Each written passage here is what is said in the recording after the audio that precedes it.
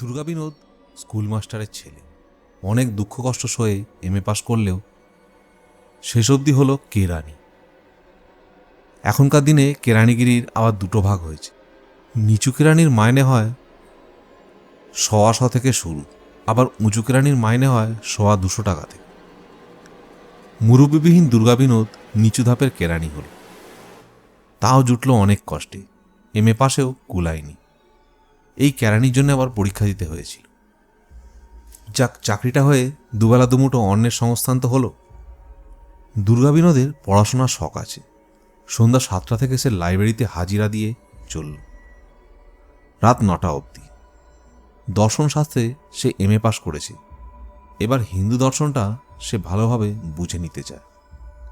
ধর্ম কি, ঈশ্বর কি, মানুষ কেমন করে নিজের মধ্যে ঈশ্বরকে উপলব্ধি করে, এই বুঝতে বুঝতে শেষে এসে পড়ে সে সাধুসন্ত মহাত্মা সাধনা করতে করতে ভগবৎ শক্তি লাভ করেছিলেন তাদের কথা। ভারতের সাধকদের যত সব অলৌকিক কীর্তির কথা পড়তে পড়তে দুর্গা বিনোদ সাধু দর্শনের জন্য খুব উন্মুখ হয়ে উঠল। রবিবারের ছুটির দিনে তার আর বাড়িতে বসে থাকা চলল না।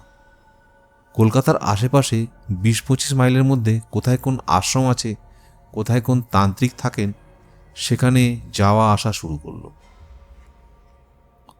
দুর্গা বিনোদ আশ্রমে যায়, আরও 10 জনের মাঝে বসে, আশ্রমের মহাত্মাদের বাণী শোনে, তারপর প্রণাম করে বিদায় নেয়। ফেরার পথে মহাত্মার বাণী মনে মনে আলোচনা করে। মহাত্মা কত বড় সাধক তার একটা পরিমাপ করার চেষ্টা করে। মহাত্মার কোন অলৌকিক শক্তি আছে কিনা জানার চেষ্টা করে। একদিন খবর পেল হাওড়ার এক গ্রামে এক তান্ত্রিক আছেন, তিনি অলৌকিক ক্ষমতার অধিকারী। জল পড়া দিয়ে অনশূল সারান, কানে কাঠি দিয়ে কালা মানুষের বধিরতা দূর করেন, কঠিন বাতের বেদনা সমস্যা হাত বুলিয়ে আরাম দেন। যিনি খবরটা দিয়েছিলেন তিনি সঙ্গে নিয়ে গেলেন। বাস থেকে নেমে মাইলখানেক হেঁটে গেলে একটি ছোট গ্রাম। গায়ের গোড়াতেই এক পুকুর পাড়ে একটি ছোট মন্দির। মন্দিরের পাশেই একখানি চালাঘর। ঘরের দাওয়ায় একজন জটাধারী সাধু বসে আছেন। সামনের ধুনুচিতে আগুন জ্বলছে, পাশে একটা কলসি ও ভাঁড়। কয়েকজন পুরুষ ও মহিলা হাত জোড় করে সামনে মাদুরে বসে আছে। দুর্গা বিনোদও বসে পড়ল।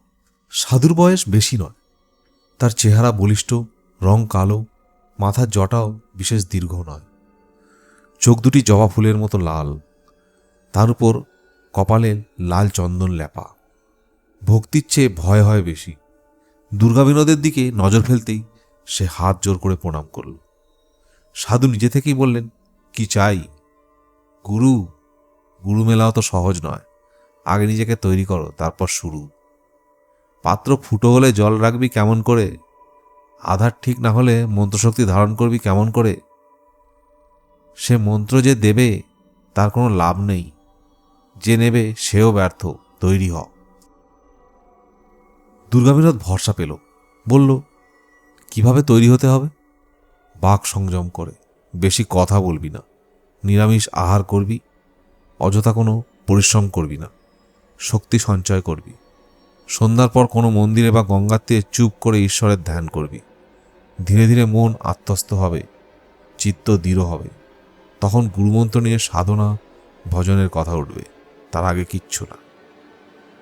দুর্গা বিনোদ এতদিনে যে একটা আলো দেখতে পেল, গুরু ও মন্ত্রের কথাটা সে ভেবেছে, কিন্তু এমনভাবে তার হদিশ কেউ পাতলাতে পারেনি। তান্ত্রিকের উপর তার বিশ্বাস হলো। প্রথম দর্শনেই এমনিভাবে মনের কথাটা টেনে নিয়ে বলা সহজ নয়। বিকেল অবধি দুর্গা বিনোদ বসে রইল। কালী বাবা তার সঙ্গে আর কোনো কথা বললেন না। খেউড়ে মদ ঢালেন আর খান, আর অসুস্থদের রোগের কথা শুনে ওষুধ দেন। বিকেলবেলা দুর্গা বিনোদ প্রণাম জানিয়ে উঠে পড়ল। কালী বাবা একবার শুধু তাকিয়ে হাসলেন। অনেক মহাজনদের কাছে ঘুরেছে, অনেক উপদেশবাণী শুনেছে, কিন্তু কালী বাবার মতো এত অলৌকিক ক্ষমতা কারও দেখেননি। দুধ দিয়ে রোগ সারানো, কানে কাঠি দিয়ে বধির আরাম করা, হাত বুলিয়ে বাতের বেদনা মুক্ত করা, এসব বড় কম শক্তির কথা নয়। মানুষটি কিছুটা ঐশ্বরিক শক্তি যা আয়ত্তে এনেছে একথা মানতেই হবে। দুর্গা বিনোদ কালী বাবার কাছে নিয়মিত যাওয়া আসা শুরু করল। যদি ইনি প্রসন্ন হয়ে কৃপা করেন তাহলে দুর্গা বিনোদও একদিন কৃতার্থ হবে। কালী বাবা সেই প্রথম দিন কথা বলেছিলেন, তারপর থেকে কথা বললেন না। প্রণাম করলে হাসেন আর হাত তুলে বলেন জয়। দুর্গা বিনোদ এদিকে নিরামিষ খাওয়া শুরু করেছে। কম কথা বলে, অনর্থক কোনো ঘোরাফেরা করেন না, পরিশ্রম করেন না। রাত 12টা অবধি বই পড়া ছেড়ে দিয়েছে। কালী বাবার কথা মতো সে নিজেকে দীক্ষা গ্রহণের উপযুক্ত করে তুলছে। হঠাৎ একদিন মাস দুয়েক পরে কালী বাবা বললেন, তুই তো রবিবারে আসিস, আসছে শনিবার আয় না, সেদিন অমাবস্যা রাতে মায়ের পুজো দেখবি। এ তো আমার সৌভাগ্য। সন্ধ্যায় চলে আসবি, এখানে রাতে থাকবি। সারা রাত জাগতে পারবি তো? আমি সারা রাত পুজো করি। একটা রাত তাহলে আসার সময় মায়ের পুজো নিয়ে আসিস। কি আনতে হবে বলুন? তুই কি আর আনবি? 3 বোতল দেশি মদ আনবি। কারণ বাড়ি তাতেই হবে। কালী বাবা গুণ করে উঠলেন, মদ খাই মা কালী বলে। তারপর কলসি থেকে এক ভাঁড় মদ নিয়ে গলায় ঢাললেন। দুর্গা বিনোদ সেদিন খুশি হলো। কালী বাবা মদ চেয়েছেন, পুজো দেখার জন্য ডেকেছেন, এবারে তিনি প্রসন্ন হবেন। উৎফুল্ল মনে দুর্গা বিনোদ সেদিন বাড়ি ফিরল।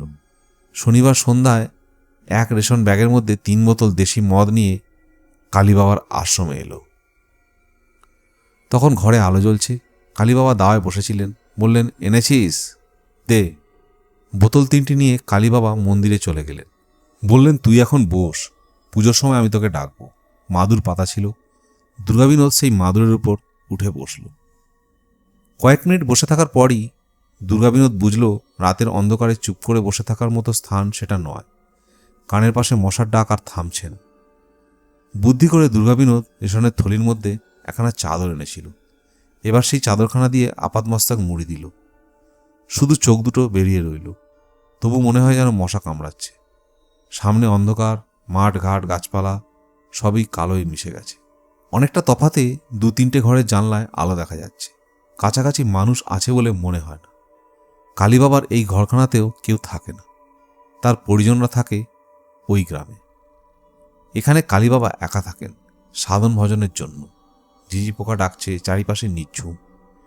এই তো সন্ধ্যা হয়েছে, এরই মধ্যে মনে হয় রাত যেন দুপুর হয়ে গেল। এভাবে কতক্ষণ বসে থাকতে হবে কে জানে। কালী বাবাও তো মন্দিরে ঢুকে দরজা বন্ধ করে দিয়েছেন। পাশে একজন কথা বলার মানুষ থাকলে খুব ভালো হতো। বড় একা একা মনে হয়। দেওয়ালে হেলান দিয়ে দুর্গা বিনোদ ঝিমুতে শুরু করল। দুর্গা বিনোদ কোনো এক সময় বোধ হয় ঘুমিয়ে পড়েছিল। সহসা ঘুম ভাঙল কালী বাবার ডাকে, আয় উঠে আয়, এবার আমার আরতি হবে। ধর্মর করে উঠে দুর্গা বিনোদ কালী বাবার অনুসরণ করল। মন্দিরের মধ্যে প্রদীপ জ্বলছে, ধূপ ধুনায় অন্ধকার। ছোট প্রতিমাটি ধোঁয়ায় আচ্ছন্ন। সামনে কিছু জবা ফুল আর মদের 3টে বোতল। কালী বাবা আসনে গিয়ে বসলেন। বললেন, তুই দরজার বাইরে বস। দুর্গা বিনোদ বাইরে বসে পড়ল। কালী বাবা ওং হ্রিং বলে মন্ত্র উচ্চারণ শুরু করলেন। মাঝে মাঝে জবা ফুল তুলে প্রতিমার চরণে অর্ঘ্য দিতে লাগলেন। প্রায় ঘণ্টাখানেক এইভাবে পুজো করার পর হাঁক দিয়ে উঠলেন, মা কালী, করলা বদন, লোলজিউবা মা। তারপর পঞ্চপ্রদীপ দিয়ে আরতি শুরু করলেন। এবার প্রদীপের আলোয় ধোঁয়ায় মাঝে মাঝে কিছু নজরে পড়তে লাগল। দুর্গা বিনোদ দেখল ঘরের মধ্যে দরজার পাশে আরেকজনকে বসে আছে। ওকে, কখন এলো? পঞ্চপ্রদীপ ঘুরতে ঘুরতে আলোটা যখনই সেদিকে পড়ে, দুর্গা বিনোদ লোকটির মুখের পানে নজর করে। কি বিশ্রী ফ্যাকাশে মুখ, যেন মরার মতো। আরতি শেষ হলো। শাঁখ বাজিয়ে কালী বাবা বললেন, মদের 3টি বোতল মায়ের চরণে স্পর্শ করিয়ে হাঁক দিলেন, মা কালী, করলা বদনা, লোল জিহ্বা মা। তারপর বললেন, প্রণাম কর, প্রসাদ নে। দুর্গা বিনোদ প্রণাম করল। বোতল থেকে এক ভাঁড় মদ ঢেলে কালী বাবা বসে থাকা সেই লোকটির মুখে ধরলেন। বললেন, খাও। লোকটি মদ খেল। কালী বাবা সেই ভাঁড়ে আবার মদ ঢাললেন। তাকে বললেন, ধরো, ওকে দাও। লোকটি ভাঁড় ধরল, হাত বাড়িয়ে এগিয়ে দিল দুর্গা বিনোদের দিকে। মানুষের হাত যে এতটা লম্বা হয় দুর্গা বিনোদ জানতেন। হাত শুদ্ধ হাতখানা সোজা দরজা পার হয়ে এলো তার মুখের কাছে। দুর্গা বিনোদ থ হয়ে বসে রইল। ভয় পাসনি, খা, মায়ের প্রসাদ, কালী বাবা বললেন। দুর্গা বিনোদ তাকিয়ে দেখল হাতখানার কোথাও একটু মাংস নেই, সবটাই কঙ্কাল। হাতের মালিকের পানে তাকালো, মুখ কই, কঙ্কালের করটি। দুর্গাবিনোদের সারা দেহ কেঁপে উঠল। না না বলেই এক লাফে দাঁড়িয়ে উঠেই সে ছুটল। সোজা পথ দিয়ে সে ছুটল, আর কানে এলো পিছন থেকে অট্টহাসি আসছে। সেই অন্ধকার পথেই পুরো 2 মাইল ছুটে এসে দুর্গাবিনোদ থামল একেবারে বাজারের মধ্যে। তখনও সকাল হতে অনেক দেরি। ভয়ে ভয়ে সে পিছন পানে তাকালো, পিছনে কেউ আসছে কিনা। বাজারে অনেক ঘরের দাওয়ায় মানুষ শুয়েছিল। তাদের দেখে দুর্গাবিনোদ ভয় পেল। একটা দোকানের দাওয়ায় এসে সে বসে পড়ল। পরক্ষণেই মনে হলো সেই হাতখানা তার মুখের সামনে মদের ভাঁড়টা যেন এগিয়ে ধরেছে। দুর্গাবিনোদ চিৎকার করে অজ্ঞান হয়ে গেল। সকালে বাজারের লোকেরাই দুর্গাবিনোদকে বাসে তুলে দিয়েছিল। ভয়ের ভাবটা কাটিয়ে উঠতে দুর্গাবিনোদের কয়েকদিন সময় লেগেছিল। আশা করি আজকের গল্প খুব ভালো লেগেছে। গল্প ভালো লাগলে লাইক, শেয়ার, সাবস্ক্রাইব করতে ভুলবেন না। আর যদি আরও গল্প শুনতে চান তাহলে চ্যানেলের প্লেলিস্ট ভিজিট করতে পারেন। এরকম অনেক গল্প সেখানে পাবেন।